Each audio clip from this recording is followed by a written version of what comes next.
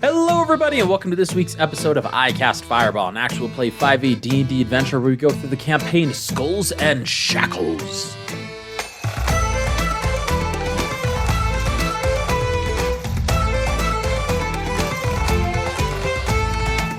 I'm Thomas, your DM for this adventure, and around the table we have Lieutenant Ignis Halcon, Maximus Shans, Ataraxia Kalian, and Buster Bilgewater.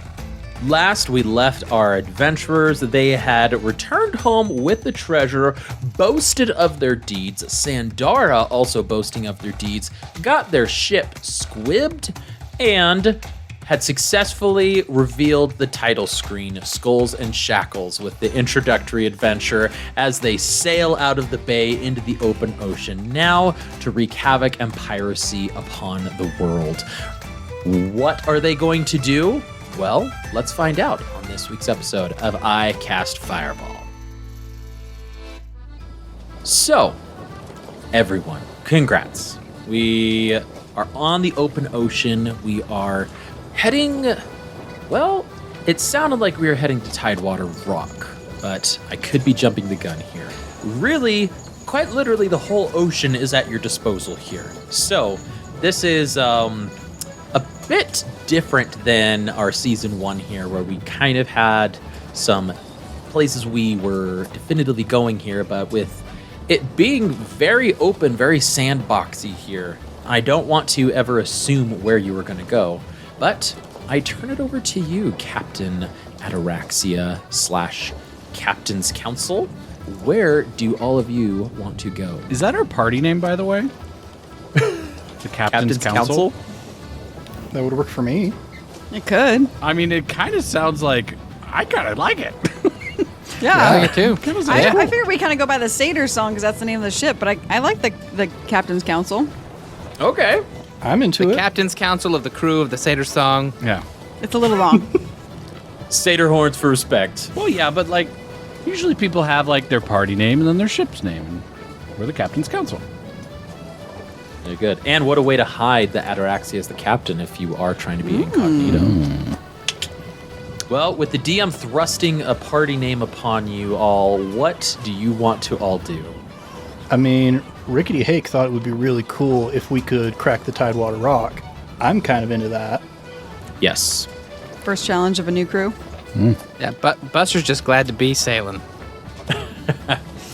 I figured as much with the infamy that you're trying to gain and trying to make yourself as a free captain with your new ship. You got to get exposure. You got to get your name out there to get more infamy and fame. And we'll hop on over to Buster. You mentioned you're happy to be sailing. You're happy to be on the ocean again. What's going through Buster's mind other than that he's happy to be sailing, if anything? I mean, I have to. It's. Can you come back to me? I need to think about what he's thinking about. Sure, no problem. We'll talk some logistics stuff actually first. So, looking up in the Pathfinder world Galarian, at a full day's nice weather day, it takes about 48. You can travel about 48 miles by ship. Obviously, this can vary. We can change this with improved sails, with magic, what have you. Just good winds for the day.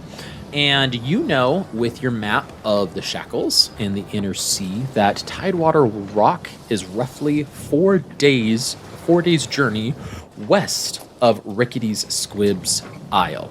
Now, I believe I told you all before, but we'll say again here, since we don't have a physical map for our listeners quite yet.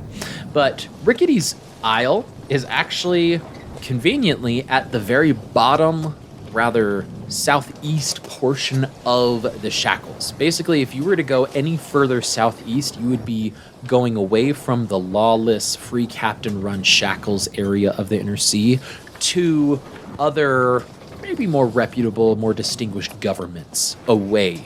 So yeah, if you go to southeast, you'd be leaving the entirety of the free captain's domain here.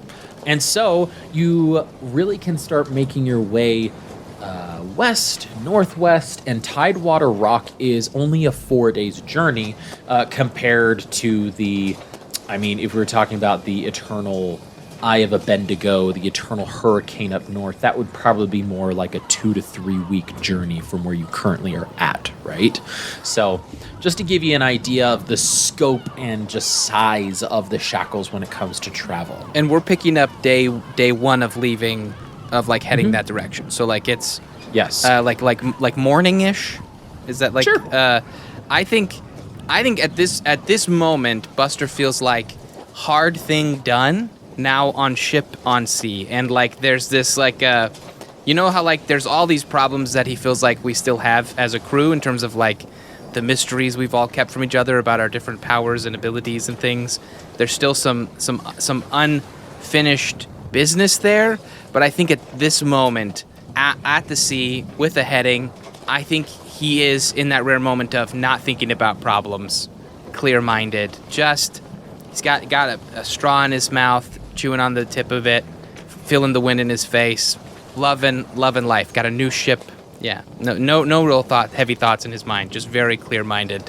Maybe just humming to himself, tapping his foot. Wonderful. That's fantastic. Yeah, just really like you're in your zone, right? And so Buster, what we'll have to be doing actually moving forward is we're going to be creating a sailing check for you to roll at specific times when I call for things that are unsure, right? Okay. In Pathfinder, a sailing check, at least in this adventure, uses your wisdom modifier. Oh no! So great for our wizard. So for now, we will use your wisdom modifier, but we will give you double. I mean, we'll I give you have double proficiency. I am proficient in wisdom. All right, like so I have proficiency in perception check, and like in some of my wisdom skill checks I have proficiency. So we'll give you. We were already going to give you proficiency in sailing because of your background, right? Okay. So we were already going to be doing that. I say right now, because you have committed so hard and so long, and because your background is so integral to actual sailing, we'll give you like, this is not a thing, I'm just making it up on the spot, proficiency and a half, like 1.5 proficiency, right? So your proficiency is 3 right now, so you'd get like a +4 to your sailing check, plus your wisdom modifier, which is currently 0. Yep. And so +4 to your sail checks when it comes to navigating or like combat or things like that in that nature, right? So just be aware of that. I actually would like to, with everybody's defined roles on the ship, I'd like to create your own essentially sailing check based on the type of roles that you'd be taking on, right? So like if we were, for instance, steering the ship, wisdom-based sailing check. But for the captain, inspiring your sailing check or commanding, that's going to be a charisma-based sailing check, right? I like that for me a lot better than Josh likes his, I think. For the arms person who's like directing the cannons and aiming the cannons, it would be like a dexterity-based sailing check, right? Etc. Things like that. So we can go into that and just start exploring further on. And if we find that it doesn't work, we will modify and change because this is our world, baby. I don't like it when everything works out perfectly. The idea of a rabbit at sea, it makes sense that he's not innately good at this thing, but he wants to be. So I think that's the. It doesn't. He's never really balked at being in a space that is not necessarily made for him. So I'm perfectly happy to just roll with a +0 and regular proficiency if that's simpler. Let's do that for now, then. I was just saying your enthusiasm was so compelling to give you that 0.5 I appreciate proficiency. that. But let's go with the plus. Everybody just being with proficiency and their specific Perhaps skills. when we get to the point where I can have another feat or something, we can come up with like a feat that I can direct towards my sailing. Or if you're like proficient in like vehicles, right? I am proficient in vehicles. Boom. There you go. That's where we get the Water vehicles specifically. Aha. There we go. Perfect. Okay. Well, you know what else? Your enthusiasm for sailing is such an inspiration to me that maybe it should be an inspiration to you as well. So I'm going to give you a bardic inspiration on this sailing check. The start of every day, Ataraxia is like, hey, don't sail us into rocks, please. Please, that would be great. I would love that. The please I is love so that. inspiring. I love that inspiration. You inspire me, and therefore you should be inspired by yourself. Oh. So here's my bardic inspiration. Okay, the first thing I'm gonna do is get my morning rolls. Holy Moses! Hold on. These are my morning rolls. I have to take this because this never happens. 2 nat 20s. I'm texting the group the picture because Very nice. I'm elated. Those are my divination rolls for the day. So I just got Nice. those in the pocket. Holy, I'm shaking a little bit. That's never happened. And then so I'll roll with my proficiency, right? The +3 for sailing. And then what is Ataraxia? How much is your inspiration? That is a D8 currently. A D8. And it cannot be less than a 2 right now due to your poem, right? Okay. Correct. Now I Yep, roll. so go ahead and roll. Let's roll a sail check just to see how well things are going, to see if you're on par to get there within 4 days, if you're getting there a little faster, you're catching the wind, or if things are a little bit delayed. That there. is So go ahead. a 16 total. 16 total. Great. So above average. Oh wait, that's a 16 without the +3. So 19. 19. Sorry. There you go. Booyah. So 19, very good and able to catch the wind. And so you're making, you make up half a day in this journey here. And something to note, like with Bardic Inspiration here, I know it's technically 10 minutes, right? If it's for like a day of travel, let's say the Bardic Inspiration lasts the whole day. Like I use it right away for my sailing check. The first 10 minutes of the day. Right, but and we'll go from They there. were digital dice? You rolled a double 20s on digital dice? I'm always rolling digital dice. Oh Yeah, my I've gosh. never had that happen. That's yeah. shocking. Grief. That is shocking because digital dice are notoriously not random, in my opinion. But anyway, Says the statistics professor. You're right. Yeah. let's go ahead and since we're going to be traveling for 4 days here, let's go ahead and have everybody roll a d6, please, on this first day. Ooh, baby. I got a 6. I also got a 6. I got a 5. I'm feeling it. This is my day. I got good dice day. This is Very nice. Okay. So, first day, we are traveling to Tidewater Rock. Yes, and as you're going, Ignis, you're actually looking out over the sea. You've barked your orders, and everyone is around you is acting appropriately. They are doing their tasks. They are giving it their all, and you're just taking a moment to actually take it in and just breathing the sea air in, and you see just not too far in the distance, but you see a small explosion of water like into the air, and a whale has breached. And you see this a small pocket of whales, actually, just like a handful of them, as you just take in the beautiful surrounding here, and it's quite lovely. It's quite just nice to be able to take a break and take it all in. There is not any random encounters that happen this first day. The 2 6s will be remembered moving forward into possible random encounters, though, for future successes. And Josh, for this leg, I will actually, since you rolled the 220, similar to the wasted on the Bardic day we just Inspiration- go through. Exactly. Similar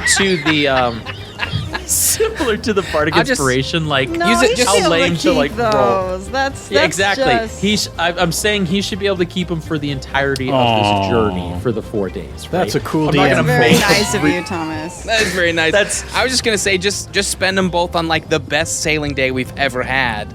Like cut our sailing time in half or something, and then I'll re-roll them.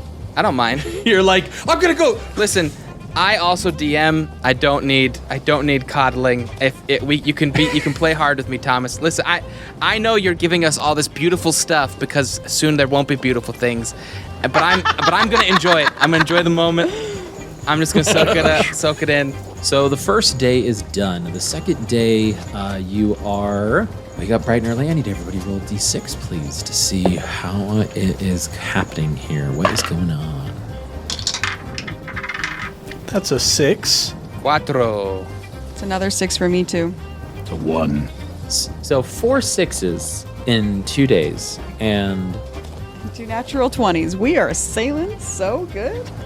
Sailing takes me Now, away. one question I have actually: do we as players, like as the characters in the game, do we have access to like a map of the Shackles? So like, would we know as characters that we're coming up on Goat's Head? Apparently. Oh yes, you would actually. So Okay. players, yes, they're. I have a goat's head. We need to give. That's what I'm thinking. Hey, there you go. I also have a goat's head. He also has short legs. Yeah. I feel like fate wants us to maybe just make a quick pit stop at Goat's Head and see what's going on. You're a goat on a boat? Aye, aye, Captain. I'll use a nat 20 to sail to Goat's Head. All right. Speaking of which, we're gonna get just a picture of the Shackles for our Patreon listeners, specifically our Discord. So, and I think it would be good to throw it on social media at some point as well, just so people are like, here, you can reference this if you want to follow along. But We should have a legend, like for where our crew has been. Like in a that textbook, gets like updated. like an Indiana Jones. Da-da-da-da. If you ever roll like a nat 1, we'll just go on this little island at the bottom and just circle it like 3 times. It's like, oh, that was a waste of time. Now, is there any chance that we would know anything about Goat's Head before we actually arrive there? Give me a second. I just need. Well, Goat's Head is a main settlement of the Firegrass Isle in the Shackles. It was founded in 4642 AR by a tree. Wow, Jake Max, is you're really cheating. like locking in. Max knows these things. He's a sailor. He gets it. It's called Pathfinder Wiki. Yes. It's a book I've got from my dad. It's a book. When he said wiki, it's in my brain interpreted as weekly, and I was like a subscription. The old magazine's Peppy's like by owl carrier that drops pigeon. off. Yeah, we're in an age when print is still alive. I would love that. That would be so great. What's going on in the Shackles today? What's going on around the rest of the Shackles? It's like next door, but So as you make your way to Goat's Head, right, you are pivoting. It's on the way. It's quite literally, and this would be the second day journey here as you are shortly into the second day. You are like, let's head on over to Goat's Head. It's just right here, right? Before you can get to Goat's Head, though, you do see off in the distance, about 2 miles away or so, you see smoke, but not near any islands. So you just see smoke billowing in the sky. Max, of course, you being the first one. And Max, with your background, you know that this smoke is to be from a ship, actually, due to its geographical location. It's not near any land. And you say, there's something brewing over in that direction. I will inform the captain of the smoke. Okay, yeah. I am thinking that sounds like an interesting thing to go check out, maybe. Yes, as pirates, it could be beneficial in many categories. We could be finding possible loot that's been left behind of a sunken ship, or picking up survivors to give us information. I don't see many negatives unless whatever attacked it is possibly still in the area. Now, see, that is why I'm glad I've got you folks for advisors, because I was thinking maybe we could go help them out. But we are pirates, so let's go take advantage of this situation. I mean, you could kill two lobsters with one brick. That's my favorite saying. I love that saying ever since I was a kid. Yes. Yep. Still am It's a kid, classic. in fact. I still am a kid. But now I'm a teenager, so that saying sucks.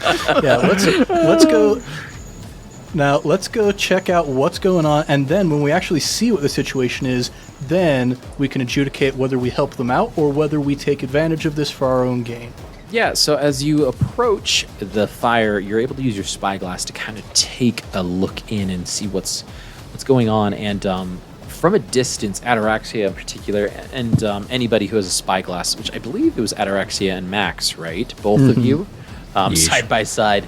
Max just a couple feet taller than Ataraxia, just with both of Is the it like spyglasses. the Pirates of the Caribbean where like the longer spy? Yeah. Oh my gosh. Yeah, so as you look, you actually see a not a like massive ship, but a ship maybe similar in size to yours, and you see a flag above that is not the Jolly Roger. It seems to be more structured. In fact, Civilian I'll or describe this military? flag. So the flag is black and red with a essentially division of the two colors of diagonal cutting across it. There are two swords, one on the left pointing upwards and then on the right pointing downwards. There is a crest, or rather a shield, in the middle of this, and there is a circle above that shield. And I want Ataraxia to roll me a history check here, please. Well, then I shall. That is a 9. 9. This is not a civilian ship, but you don't know the origins of this flag, like what government this is from or the military. But you're like, this seems pretty official here. That's pretty much all your 9 is able to ascertain right now. Pretty official, and we are on the run from officials last time I checked. But as you are, so that's the first thing you see, but you do see a ship that is on that's starting to, it's starting to like half of List it is over in to the water, side. essentially list over. I thought it was list, yeah, and it is in flames, and that does have a Jolly Roger on it, and the ship is going. Oh, so there's under. 2 ships. There's 2 ships. And the pirate ship is going down. Ships. There's 2 ships. One ship, 2 And ship, red ship, sinking ship. 2 lobsters with 1 brick. Yeah, so, hey, I'm thinking those guys are probably out here to bust pirates. Let's skedaddle on out of here, I think. About face! I thought they both are sinking. They're not No, both sinking. the main ship with the official flag, it's a single mast ship, so it's not like yours, which is a 3-mast ship, actually. So I apologize, I misspoke earlier. You are, I guess, a size category bigger than it, but it seems that they have defeated this pirate ship, and you can't really glean, without getting closer, you can't glean what is happening to the remnants of the free captain on this ship. Am I aware that they're looking at stuff, but aware of... Oh, yeah. Am I I aware mean, of what they're looking at? Like, are you guys relaying that I don't info? think you are Okay. with their the spy glasses yet. I'm just waiting for instructions. All right, I think it's time to relay this information to our crew. The whole crew? Ignis will shout out, "Come about! 180! What? Okay. Get us out of here!" All right. Do I know what cardinal direction is the 180 you're looking for me to... Or you want me to just go back to Rickety's? No, back, because we're sailing in, just like out of there. Yeah. All right. Turn to a typical heading. Okay. Skedaddle. Ski-daddle is the nautical term. You got it. We probably got to like pull in sails, right? If we're pulling a hard turn. Not to I'm not contradicting the captain, but as this is all going on, I'm going to kind of walk by Ataraxia and say, Captain, if I may, why not engage? Oh, you think we should take these guys out? Belay that order. Okay. Say that. Buster in the middle, like Shouting this. I mean, I'm not suggesting either way. I'm just wondering the reasons behind your decision. I'm not questioning it. I would just like to know. Well, it seems to me like the easiest way to protect the crew is to not get engaged in combat, but this is a crew of roughnecks and brigands, so I'm going to turn to the lieutenant and say, you are the one with like the naval military sort of background. Do you think we should try and take these guys? Because we're bigger than them. Are we bigger than you said the pirate ship that's going down is a single mast. Is the attacking ship also a single mast? No, the attacking ship is a single mast ship, Oh. and you are a 3-mast ship. You are a 3-mast ship. So After gaining reports from the gun room and all of our improvements and stuff, can I make an intelligence check if we feel like Yes. because I as a player don't know how to like counsel that. If I feel like we have the firepower to do that, could I make an intelligence check for that? yeah, we'll have you make an intelligence check right now. Exactly. Well, taking stock of like being as the first mate, you know the ship's kind of capabilities, right? The details of the ship. So yeah, let's go ahead and do that.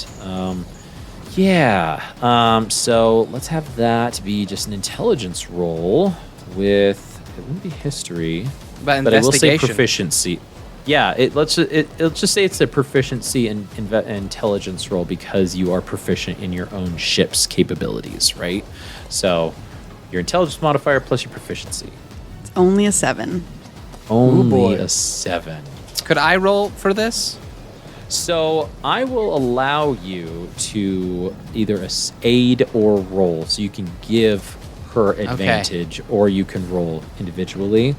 This is a unique situation for our players here, kind of being in the first real instance of choosing voluntarily whether to engage with someone Are we the ship. bad So, guys now? My instinct is not engage. That's like no matter what I learn. My instinct is to always engage. Yeah. So Buster, I will allow you to either give advantage to Mickey or you can roll yourself. I would roll myself, especially Go if for I it. know Go that for it. if I know that Ignis's go-to is dangerous, and I'm rolling. Investigation. Okay. You would probably investigation plus proficiency. Then Investigation plus proficiency? no, I'm already proficient Sorry. in investigation, so I just roll. Intelligence plus Intel- proficiency. I was Oh, like, okay, that's okay. a very different number for me. If it was Yeah, it's a very investigation. different number. I didn't roll great, but I did get a 9. Oh, so Well, we do have So- a couple 20s up our sleeve. It's a good thing we were Oh, sailing. I could have just used one, I suppose. But honestly, Buster's just gonna confidently say, like, I mean, probably better not to test our luck, right? Like we just. So I will give you the results of your roll as you take inventory, right? So with a 7 and with a 9, right? You haven't really encountered ship combat quite yet, other than when you were boarded by the Sahuagin and the Mutiny, right? But actual like ship-to-ship combat, you were on Harrigan's ship, and you did engage in ship-to-ship combat there. But the Man's Promise, aka now the Satyr's Song, is a different ship entirely. So you're like, they are one mast, you're 3 mast, but does that hinder us because we're bigger, we're larger? It's We're not as unclear. experienced in fighting yet. Exactly, not as experienced there as well. So And we're a larger vessel, which means we're probably slower in the water. Is that kind of because I feel 3 like masts could make us faster, though, if we that's catch what the wind. That's what I'm trying to decide. I don't know nautically, because I feel like a smaller boat would be faster, but a bigger ship has a higher capacity for moving quickly. I don't know. I think we have the speed advantage on them, is my gut. and you could have more firepower with a larger ship, right? Because you have more capabilities to have cannons and siege weapons as well. But we do only have one functional cannon currently. I think it'd be our advantage to board. A boarding fight. Did I would- say one functional? Crap. Like, that's what my intelligence check. That's what I wanted to know for my intelligence check was, what is the gunman, like, how many cannons do we have, and like things like that I would have talked to them about, and my understanding of firepower, regardless of if that's what we actually have. I did say one functional cannon, didn't I? Yeah, I think Yes. so. We didn't spend the loot to get I know it that functional. we have one non-functional cannon at least. Right. Could I observe, Thomas, when we were observing the ship, if the one that's still afloat, is it damaged? Is it possibly like weakened? No, the one that's up. He means the Yeah, non-pirate the ship. the pirate hunter, if you will. Yeah, they did have some. There was some damage, but it looked like it was Okay. minor. Still Not like functional. majorly like hindered the ship, but there was some like holes in the side. If I could postulate in character for a second, now that we're talking about it, I am curious. I mean, if they were just in a battle with a ship, that's the worst time to fight another opponent is after you've already fought somebody. If they are going to give chase to us, better to get rid of them now than let them hunt us down, get us from behind somehow. I don't know. I might actually kind of be with Ignis here on. I mean, if we can get at them from the right angle, avoid cannon fire, and get to boarding, we have a larger ship, probably have a larger crew. they're probably recovering from the last battle still. So like this might be like the best time. And they took down another pirate ship. I mean, we could have 2 ships worth of booty if we can get And rid if I of them. may, Captain, as we've learned, there's more than one way to pirate. This doesn't have to necessarily end in a full-on battle. If they're weakened or scared, potentially, it could result in surrender, where they then become a... Oh, what's the right term? It's not bounty. It's a ransom. That's all a possibility. I also feel like it's my responsibility as first mate to inform you that, according to the internet, we could not outrun them. If we're going in to kill. We can't outrun them, we can't about face, and we can't retreat. If we're going in, we got to stop them. All right, we're here. Let's do it. I will spend a nat 20 on sailing at them to avoid cannon fire. If I also describe the flag to the whole captain's council, could we try and identify it together? I will allow you, as we approach the ship, to ascertain this, to maybe give you an advantage. But let's go ahead and approach this ship combat now, right? The first ship combat that we've approached in this campaign. First off, you rolled 4 6s for this random encounter between a 2-day span. So you're going to have some advantages, period. Hence why the scenario was set up the way it was set up, them being in a possibly weakened state, which you guys picked up on, and you actually are going to be approaching with the sun behind you, so it's going to be more difficult for them to see you, actually. So, all of this to your advantage. Yes, I will allow that to be shared. I will allow one more history check.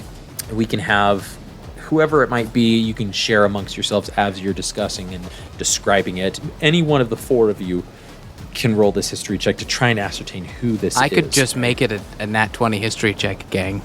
And that's fair. You could do that. I also have proficiency in history if we wanted to roll for it. Yeah, I think we can start... If we're getting into combat, it'll be really good to have nat 20s for combat, so we can get critical Yeah. damage. What's your total add to history, Mickey? 5? Plus 5. Yeah, you're better than I am at. Let's have Mickey roll. That makes sense. That just makes sense too, All right, Mickey, character-wise. why don't you go ahead and roll? Let's see if I can roll better this time. Oh, that was better. 22. Ooh. Right. Whew. Okay. So, this ship is populated by Chelaxians. Chelix? Is that the Real mellow vibes. They're gonna get along with our captain. Hey, man. Cheliax. We're just stopping some pirates, bro. Lore Master Ned? So the nation is called Cheliax. People from Cheliax. Cheliax are known as Chelaxians. Chelaxian, yes. Cheliax. They are an interesting people. They're people who like to dress in like rich clothing, and they really value wealth or like status. They're a very, would you say, pompous empire, Ned? Is that kind of where you would go? They are. Haughty? Their system of government is the most interesting thing to me. May I share with that? Yes. 20, Yes, so with the 22, absolutely. Cheliax is a diabolist nation. Everybody, like the legal religion of Cheliax is devil worship. Oh, bring him. Let's bring him down. Let's go.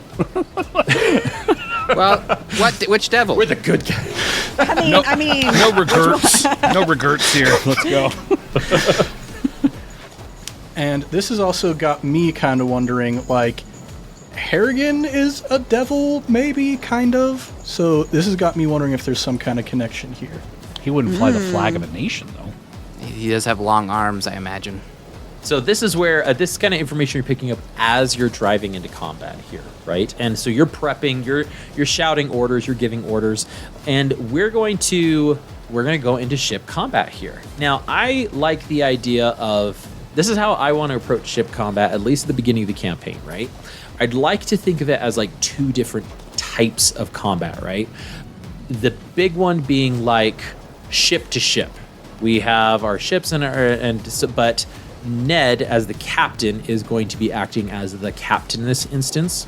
or he could choose to act as Ataraxia the Bard in this instance, right? It's sometimes more beneficial with these large siege weapons, siege mounts, to give orders that can do something to actually manage and direct the ship, as opposed to Ataraxia just being Ataraxia and trying to convince people with a persuasion check and et cetera, right? And in fact, there are some guidelines we're going to be following here in the standard player's guide that's provided for Skull and Shackles. That actually has its own form of ship-to-ship combat that we're going to be trying out here, okay?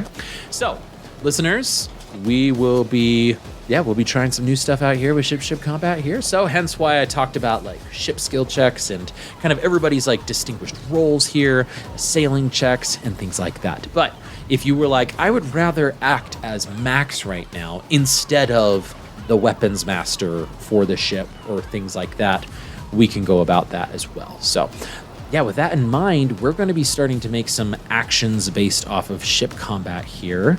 And we are all, let's do this. So we're going to roll initiative then. I'm going to roll initiative for their ship, and we're going to roll initiative for this ship here. It says the pilot, but which is usually going to be the helmsman here. We'll roll initiative. I say let's have the captain for this first time, though, roll initiative.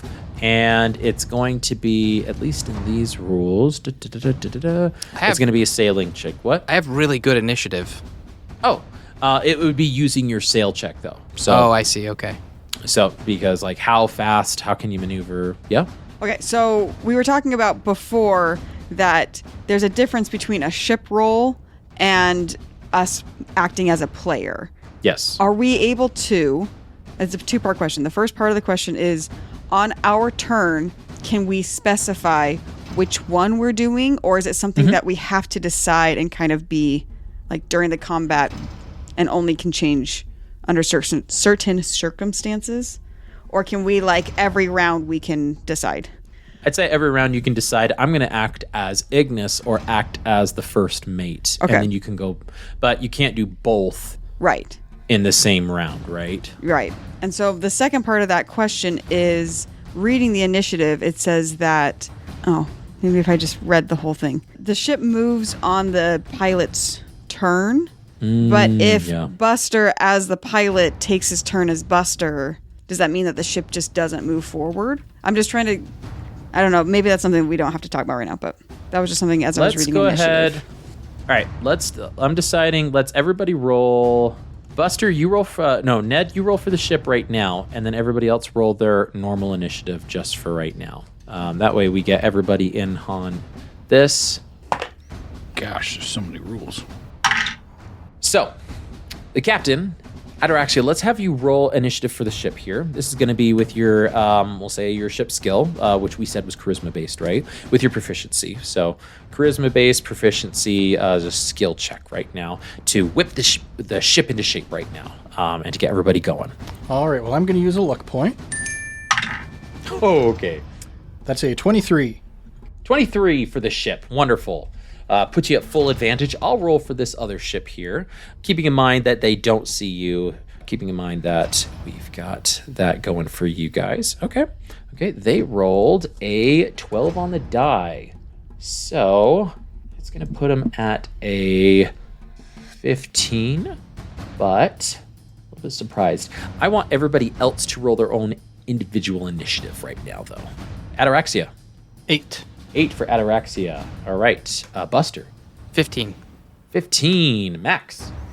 That is going to be 22. 22 for Max. Wonderful. And finally, Ignis. 13 for Ignis. 13. All right. Sounds good. Let's go ahead and rearrange these. Max, you are right after the ship. Wonderful. Ataraxia is last. Okay. So we've got everything set up for the most part here.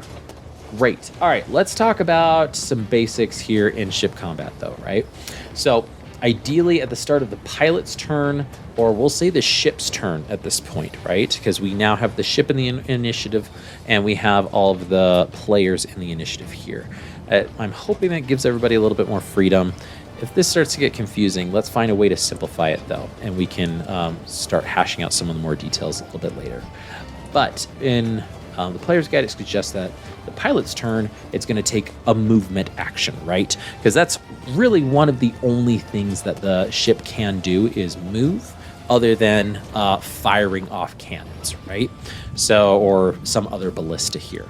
So we're going to have the ship, for the most part, just do one of the following actions for movement. There's quite a few that, well, I'm actually not going to read all of them, just a few of them here.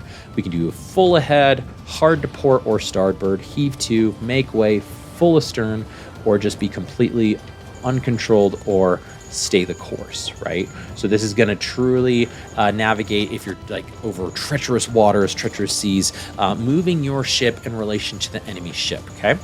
We are going to now move over to Buster being the pilot, right? So Buster is going to be rolling his skills to see how well he's able to manage these. But if you could be as simple as just like, nope, the ship's just going to stay course here.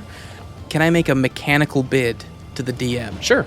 So, absolutely. Reading up about the sailing skill in the Skull and Shackles here, technically it's a profession check, not a wisdom check. It's only wisdom if if it's not your profession. So if you're not an actual sailor, you wisdom because you just got to feel it out because it's not your deal. So because it's my deal, because I am proficient in vehicles, water vehicles specifically, could I finagle that into making it an intelligence-based ability check with proficiency?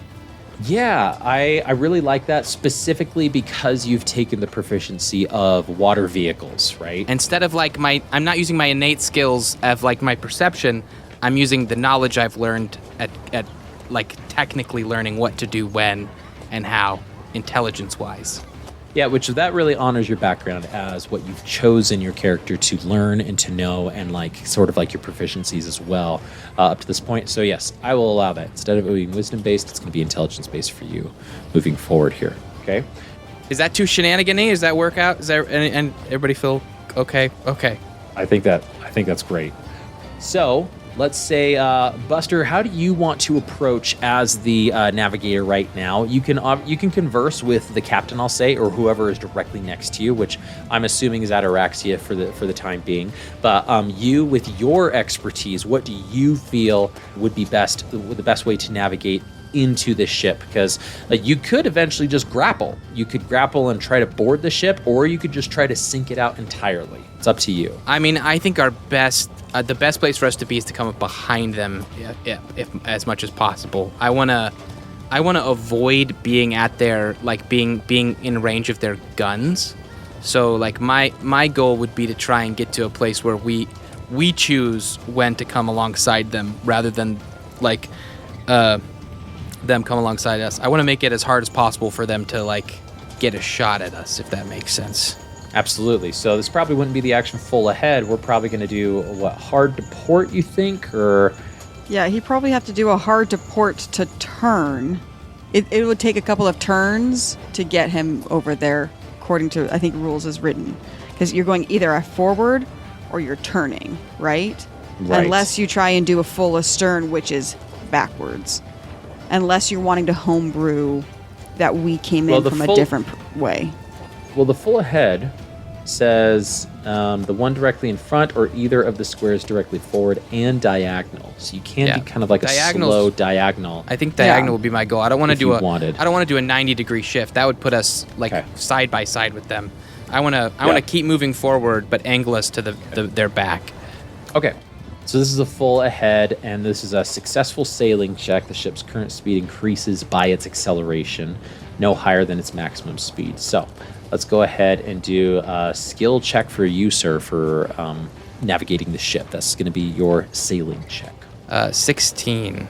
16. I just rolled a saving throw because it adds the modifier correctly. Perfect. That's fine. Yeah, so this is good. You're able to do it up to its speed. I will be deeply reading all of these move things while you guys are doing all of your turns, just so that I'm more in the know. Yeah, so we'll say that for the man's promise, for now you've got a full 30 feet that you've done, but with your 16 you were successful in that. Just for now we'll say that you've got 45 feet on this, that you're able to kind of swerve diagonally and get out of line of fire. So 10, 20, 30, 40, 5. All right, sounds good. So you are almost directly behind them. You can start coming around on their side, and well done there. Now, how I'd like to have everybody else's turns happen is, like I said, as we go through each of these turns, you can act as yourself or as your profession on the ship here. So Max, you are technically next. You being the weapons master, what would you think would be a good idea for you to do either as Max or in your profession of the ship to contribute to this? In the profession of the ship, so the question I had earlier, it doesn't say anything about cannons in the guide. It says ballistas, it says other siege weapons, but it doesn't say we have cannons. It says ballistas, heavy and light, catapults, heavy and light, corvuses, which help with counterweighting your ship when you're trying to grab onto a ship, it looks like. There's fire drakes, which you can basically shoot fire from. That's so crazy to me that it doesn't say anything. Do they just about not have like gunpowder in this? In the Shackles Yeah, world they probably building? just don't have cannons. It's probably just ballistas. Yeah. I mean, basically, yeah, it's like whatever's throwing a big rock, right? That'd be a... That's right. Because if you had gunpowder, then you would have guns, right? If you can fire That's a cannon, right, you can that's fire right. a gun. That's right. So if we have this world with cannons, we can just make ballistas cannons, I guess, in the guide. Yes, let's just do that. Yeah. Okay. Well, it says in the guide, if I'm reading it correctly, that it takes a full turn, if not more, depending on the ballista, to load them. So I'm going to I'll walk down to the gun deck, and I will direct the crew to load ballista. Great. So you are commanding them to load. That'll be my turn, is to get us ready to go when firing needs to happen.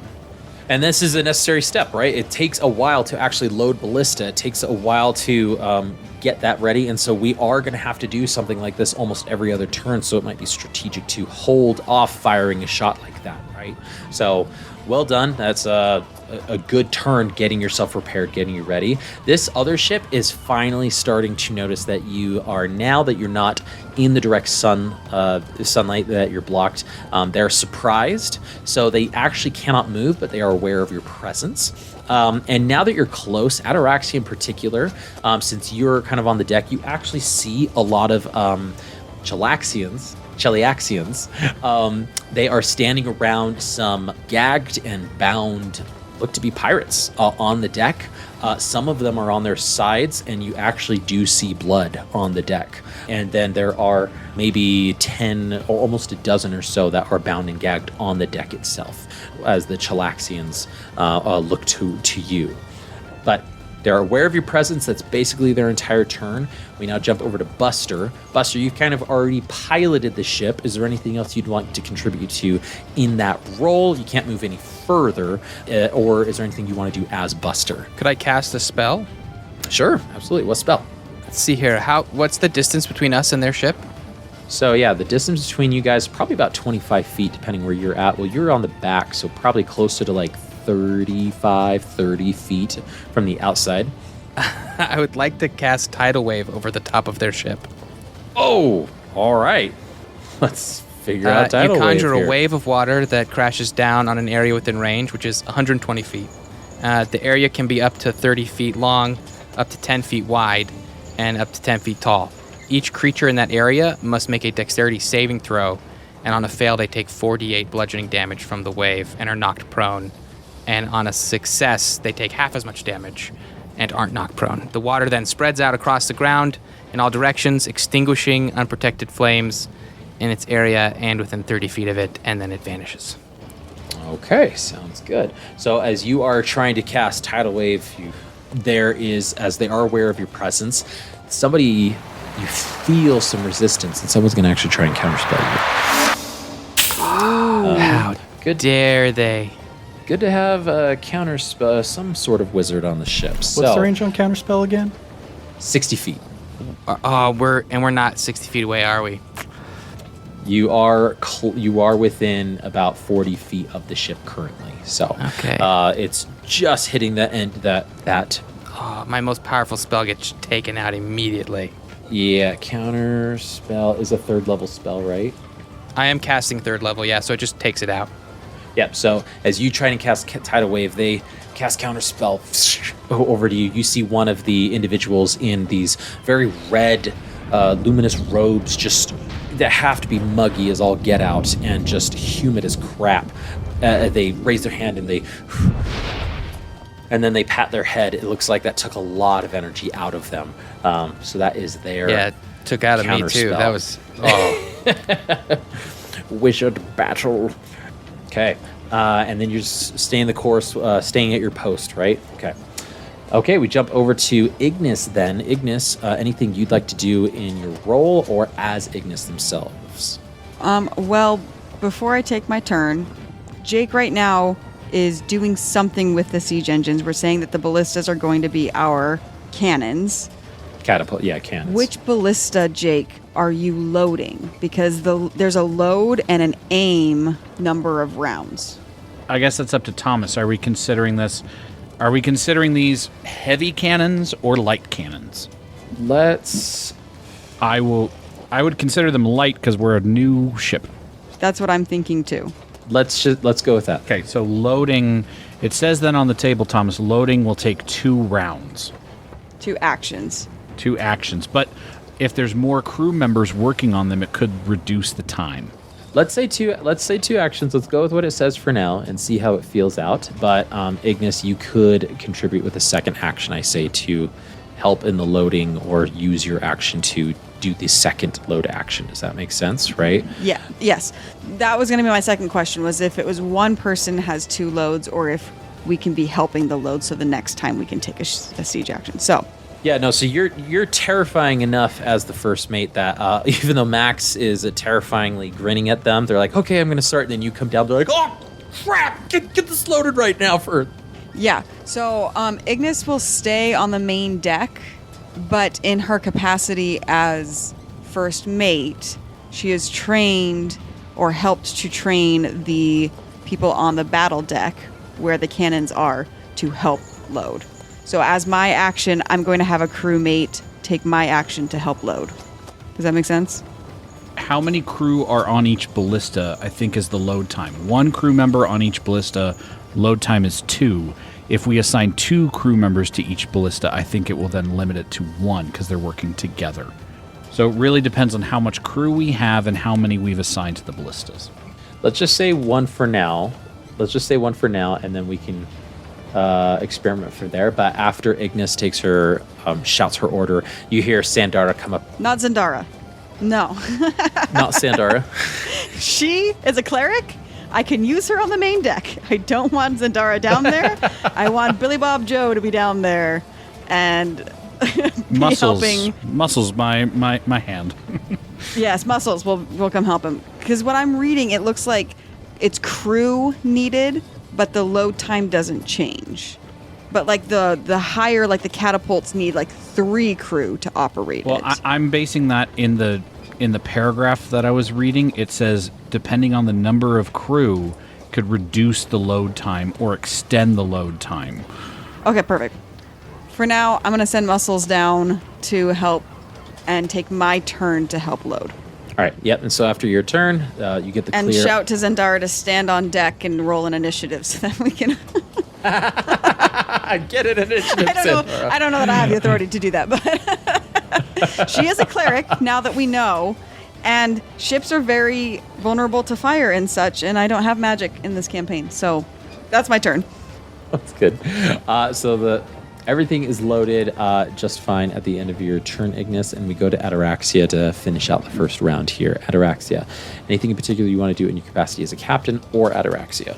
Well, I reckon it's about time I bolster the crew's vigor, their vim, their excitement, get them ready for this combat here.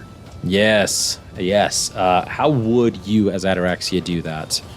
I get a top. No, not like a top. I cling onto the mast a little bit above the deck so that everybody can see me, and I look out over I look out over at this other ship, and I call out to all of the crew members, well, look at that. It's about time for us to take our first crew. We're going to make a name for ourselves. Are you ready to do this, guys? And I'm going to prestidigitation the lightning between my actual satyr horns. Yeah! Oh, all right. Let's go. Okay, roll your sail skill check then. Charisma right. proficiency-based one. I'm going to use another luck point on that one. That'll be a natural 20 for a 27. Ooh. Oh gosh, that is definitely a critical success, we'll call it, 10 above what I had in mind. And so we will say that for the next round, the crew that are... any action that the crew is going to have to perform will get a +2 to it as a result of that. Works for me. There you go. And that is going to be the end of the first round of combat here. Now, what's going to happen once we start firing these ballista? What's going to happen with the Chilaxians? Are there any more wizards on the ship to counterspell future spells? Find out next time on I Cast Fireball.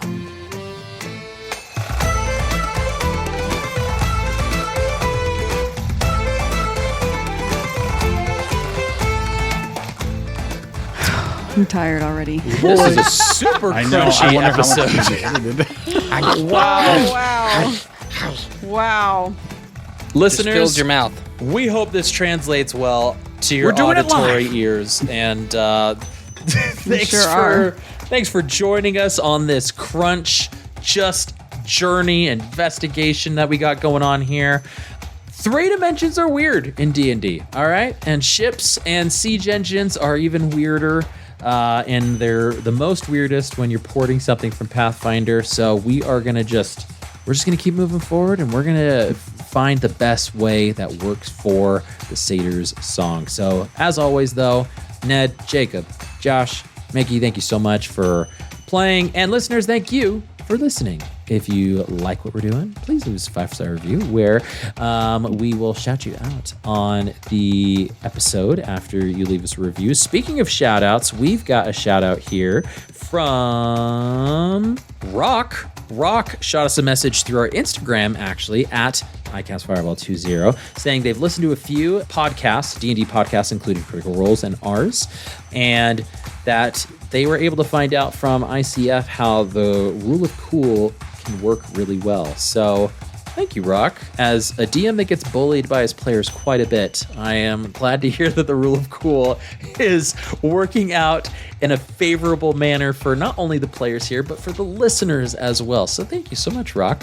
If you want to get shouted out, shoot us a message at our email, icastfireball2020, or at our social medias at icastfireball20. Or if you just can't wait that long, you can join our Patreon at the Discord exclusive level at patreon.com, icastfireball20, and you can shoot us your message there where we will respond almost instantaneous. And speaking of shout outs, let's shout out Improv Tabletop, where they have some amazing campaigns going on. The one they got going on right now. Ned, what is it? Well, that would be Varric World. It's Imagine Disneyland, but make it Avatar The Last Airbender. And as a little tease, maybe, what sort of research did you do going into this campaign? Well, I did watch Batman Begins as research for this campaign because one of our players is Spider-Batman. It is Avatar, keep that in mind. So, if you're intrigued even the tiniest bit, go give them a listen. Don't forget to leave them a 5-star review on the way out. Lastly, don't forget to like, subscribe, and share with your friends and fellow wacky adventurers. But until next time, I'm Thomas, your DM, and around the table we have Lieutenant Ignis Halcon. Maximus Shuns. Ataraxia Kalian. And Buster Bilgewater. Let's keep that fire going, everybody, and we'll see you all next time.